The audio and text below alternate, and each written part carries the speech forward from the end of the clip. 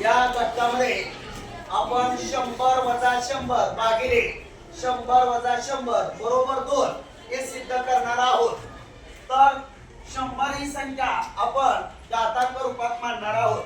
तर ती कशी, तर 10 चा वर्ग वजा 10 चा वर्ग छेद ही संख्या आपण गुणाकार रूपात मांडणार आहे। 10 कंसात 10 वजा 10 बरोबर।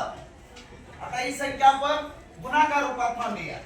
पहिल्या कंसात 10 अधिक 10, दुसऱ्या कंसात 10 वजा 10 छेद 10 कंसात 10 वजा 10। आता या कंसाला हा कंस जाईल, एकसारख्या संख्या आहेत। अंशाला काय राहिलं, 10 अधिक 10 20 छेद 10, भागाकार केलं तर उत्तर येते 2। अशा पद्धतीने आपण 100 वजा 100 भागिले 100 वजा 100 बरोबर 2 हे उत्तर सिद्ध करू शकतो।